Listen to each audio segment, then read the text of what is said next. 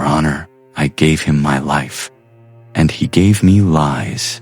That one sentence shook the courtroom. A woman stood there calm on the outside, shattered on the inside. This wasn't a movie. This was real. What began as a perfect love story had now turned into a brutal courtroom battle.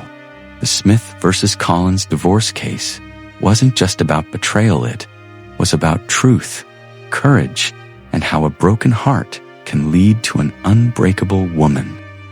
Emily Smith was the kind of woman who saw the good in everyone. She believed in love, loyalty, and happy endings. When she met David Collins at a charity fundraiser in 2012, sparks flew instantly. David was charming, confident, and successful. He was an upcoming architect with big dreams and a confident smile. Emily, a kind-hearted school teacher, loved how ambitious he was. They dated for a year and then tied the knot in a beautiful wedding surrounded by friends and family. Social media went wild over their wedding photos. Everyone believed they were the perfect couple, two beautiful souls in love, building a life together. At first, everything was great. Emily decorated their new home. David worked hard at his job. They went on vacations, celebrated anniversaries, and supported each other. But slowly, things began to change. David started coming home late. He claimed he was busy with work projects. At first, Emily trusted him. He had never given her a reason not to. But then, he began ignoring her calls, avoiding eye contact, and spending more time on his phone. Their date nights vanished. He became distant, even cold. Whenever Emily asked what was wrong, David shrugged her off or blamed stress. Deep down, she felt something was off.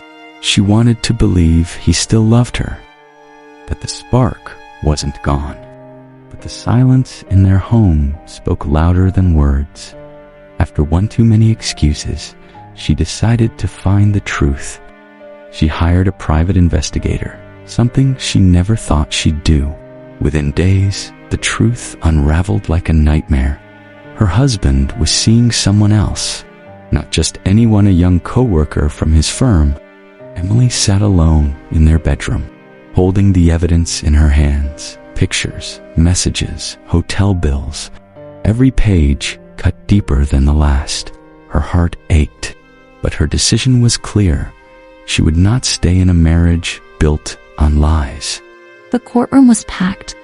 Emily stood tall, even though her heart trembled. David sat at the defense table, trying to look confident, but the sweat on his brow told another story. Emily's lawyer began with quiet but powerful words. "Your Honor, this case isn't just about infidelity, it's about betrayal, emotional abuse, and financial manipulation." David's legal team pushed back. They painted Emily as over-controlling and too emotional. They claimed David strayed because he felt neglected. But when Emily's lawyer presented the investigators' report, there was no more room for lies. There were photos of David entering a hotel at midnight with another woman, messages that said things like, "Emily will never know," and "I can't wait to be free." The courtroom murmured in disbelief. Even the judge's face turned serious. "Mr. Collins," he said sternly, "is this your idea of marital respect?" David didn't respond. He lowered his head. Emily was then called to the stand. Calm, collected, she said. "I loved him. I gave him everything. I paid off his debts. I stood by him when he was broke. And this is what I got in return." The judge asked her if she wanted reconciliation. Her answer was clear. "No, Your Honor. I want justice. Not revenge, just what's fair." David tried to object, but it was too late. The courtroom had already seen the truth. His betrayal wasn't just emotional, it was intentional. And Emily, she had risen above it. This wasn't just a legal win. It was the first moment Emily reclaimed her power. While they had no children, Emily and David had built quite a bit of wealth during their marriage, at least on paper.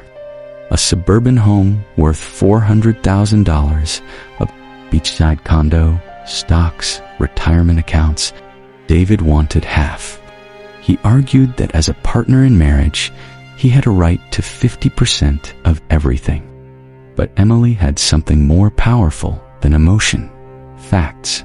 Her lawyer presented financial records showing that Emily paid nearly 70% of their joint expenses over the years, from house payments to car loans to groceries. Her salary as a school teacher had carried them in tough times, especially when David's firm hit a slump. What made matters worse for David was the revelation that he used joint funds to buy gifts for his affair partner, luxury handbags, spa treatments, a weekend trip to Miami. The receipts spoke volumes. Emily's lawyer calmly stated he used her money to cheat on her. He now wants half of everything. That's not partnership, that's exploitation. The judge was clearly not amused. In one of the most quoted lines of the case, he said, "Mr. Collins' loyalty is not a one-way street.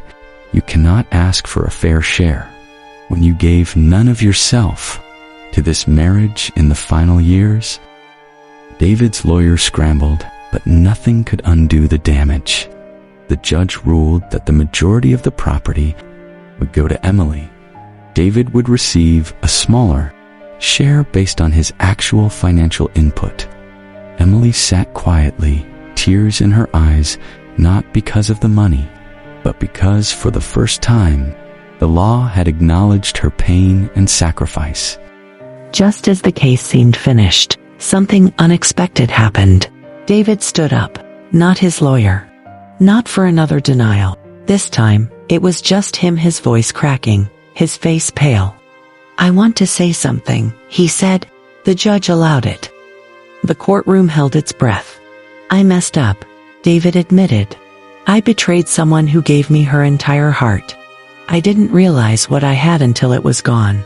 He looked at Emily directly. "You were always better than me. I thought I needed excitement, but all I found was emptiness. I broke us, and I live with that every day." For the first time, David seemed genuinely remorseful. Some even shed a tear. But Emily, she didn't cry. She smiled sadly. "Thank you," she said. "But I'm done waiting for apologies. I forgive you, not for you, but for me. I want to move on." That moment was the emotional climax of the case. The courtroom wasn't just witnessing a divorce, it was witnessing closure. A man admitting his fault. A woman letting go. It was heartbreaking and healing all at once. The judge finalized the divorce. Emily was granted 75% of the joint assets. David walked out with a small portion and a heavy heart. Outside the courtroom, reporters rushed to Emily. "Do you believe in love again?" one asked. She smiled gently and replied, "I never stopped. I just redirected it to myself." That quote exploded online. Within hours, her story trended. Women and men commented by the thousands. Messages of support, admiration, and shared pain flooded in. Emily used her experience to write a book called Broken Vows, Unbroken Me. It wasn't about blaming, it was about healing. Her story became a voice for those who suffered in silence. David moved to another city, choosing to live a quieter life. No interviews, no posts, just silence. But Emily thrived. She became a speaker, advocate, and inspiration. Her final words to the world in an interview went viral. "Sometimes the most powerful thing you can do is walk away with your dignity."